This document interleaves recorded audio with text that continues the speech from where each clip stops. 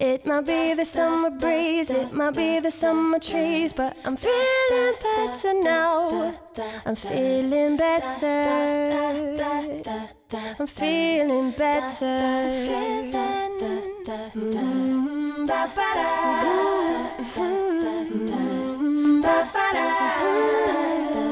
I'm feeling better. No matter what diet you follow, which supplements you take, or how often you exercise, if you're struggling to manage your stress, you will still be at risk for conditions such as heart disease, diabetes, hypothyroidism, and even autoimmunity. So coming up on today's show, we'll look at how stress really impacts your well-being, body, mind, and soul. I'm feeling better. Hi there and welcome to Real Health. Thanks again for choosing to spend time with us. Well, stress in today's world, it almost seems impossible to avoid, and yet that very mindset is perhaps part of the problem. Many experts agree that stress is not the event itself, but the way we react to it. To discuss this topic, and is something that actually has fascinated me, we've invited into studio Justine. She's a physiotherapist and craniosacral therapist, as well as Ian Craig, a nutritional therapist and exercise physiologist, and then Dr. Shanta Pariachi joins us after quite a while, actually. She's a homeopathic doctor. Thanks for joining us, guys. Great, and also we have some real life experience to share on stress. Oh, really? So you've been stressed Perfect out. timing. I believe in divine timing. Again, it doesn't matter which supplements you're taking, what type of diet you're following, all these type of interventions you're putting in place. If you're not managing your stress, it actually doesn't really help. In today's world, I think, it's come up on every single, in every single episode. Stress, anxiety, worry, fear. It's what people are dealing with, so it's almost unavoidable. But I suppose today we're looking at other strategies and management tools to help people on a practical level. So before we get into it, it's just disrupting the body's homeostasis, right? Is that the definition of stress? Yeah, it's a complex phenomenon. Yeah. But I think disrupting homeostasis or natural balance is quite a good explanation. Yeah. But it's just complex in that it comes from lots of different areas of life and different perspectives. Yeah. And I think I'll just sort of open by something I hear a lot. I might make the wrong statement and say to a client, I think you might be stressed. And there's always a defensive response because stress tends to get linked with anxiety or depression. It's a psychological stress. Yeah. But I use a model based on a really good colleague of immunology in the UK, and it's the 3 Ps of stress. So psychology, that's the obvious one. Physical, which might be if you're overtraining or you've got a very physical job or your ergonomics are bad at work, and then you get the physiological. But that's like, okay, your gut's not good or your hormones are out of balance or you've got some asthma going on or hay fever. That's a physiological stress. And together these 3 Ps represent total load. So I now talk about total load, and people tend to be okay with that term.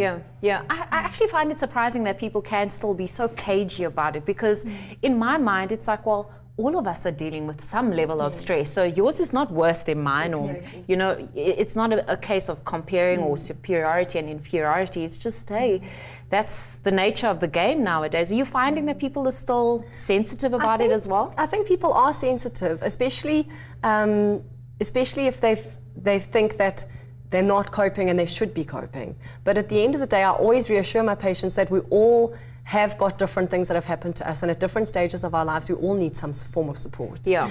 And especially sometimes what can happen is it becomes accumulative. So you'll have a trauma and you maybe never quite give yourself the time to recover from that trauma, whether physically or mentally or emotionally, and then the next trauma will happen. So then your stress levels and the cortisol levels just keep increasing in the body. Yeah. And you don't actually give yourself a chance for your whole body to shift back into your parasympathetic functioning. Well, I suppose that's when acute stress becomes that chronic stress, and that leads to the inflammation in our body, and then that leads to disease, and then that vicious cycle is really sort of sped up, hey? For me, it's about the awareness. So a lot of the time, the patient doesn't realize when they're sitting there that how aware they are of the effect of stress on their body.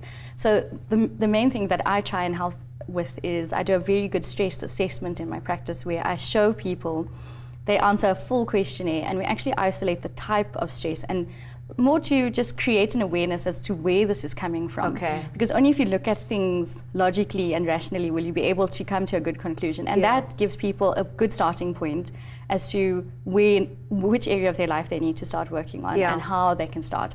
So that awareness for me is the first It's an key. empowerment, right? Okay, so now it's here, it's on paper, now I can actually do something about it. Yeah. Yeah, that makes sense to me. I suppose another thing is that sometimes people are not aware that it's the small things, the manageable things that's causing stress. I mean, are you guys surprised by certain things that are coming up? It's not just environmental stress or a boss. What other stresses are people dealing with? I treat a lot of children, and a lot of times the children are dealing with a lot of stress around them, from whether it's schools, changing schools, and obviously sibling rivalry, and obviously issues between their parents. And sometimes I'll treat the child because the mom's bringing the child because the child can't sleep. But I start to realize that there's a whole other story going on. And then when I start to ask them, you know, how's the stress levels at home, and has there been fighting around the home environment, and then it takes a time for them, but they start to actually admit it and go, oh, okay, this is what's happening, and this is how the child is then reacting to all of this, and they're not sleeping or they're not eating well. So I think a lot of it is just for people to realize that we all have stuff, and we've all experiencing things, and life these days is very stressful, you know, just in terms of traffic and all of those kind of things that we're living in the lifestyle, especially in Johannesburg. It's amazing. They'll come to you for physiotherapy or craniosacral therapy or nutritional therapy, and then you end up forming a psychologist role or NLP practitioner, mind coach type thing, because it's so integrated. I think another thing for me is the digital age that we live in. Maybe it's because of my position, you know, in the public eye, and I suppose you guys will face it too, you know. But social media is a huge form or stressor in life, because it's either showing what people are doing and what you're not doing. That's one thing that I pick up as well, or what you want to achieve, and you know someone else has achieved it. You know, if it's travel, for example, or clothing, because you know people are Instagramming shoes and clothing, and I find a lot of people saying, "Oh, I wish I had that," or you know, and I find myself falling, you know, a victim of that trap as well. So our digital world, we're getting to see what people are doing more often. And that for me has been a cause of stress. It's why I'll actually do a detox sometimes. I don't want to see what Yashantha's posting about. Or the fact that Ian just came back from the UK and I'd love an international holiday right now, because that's how I sort of maintain my own homeostasis as well. You know, so I think the digital world is affecting us. You need to be able to shut off. It used to be, it wasn't that long ago that we worked on desktop computers. We leave the office at 5 o'clock or whenever, and that's it. But now we carry these devices, multiple devices around, all the way to the bedroom. That's so true. And that's a big and problem. it's affecting our sleep as well. Totally. Okay, so we're going to get into how stress actually starts affecting various systems in our bodies. But Hans Sell, the famous physiologist who coined the term stress, defined it as the non-specific response of the body to any demand made upon it. It's basically disturbing the body's homeostasis, as we found out, and that leads to disease eventually. So stay tuned, because when we return, we find out how nutrition impacts our ability to handle stress. I'm feeling better.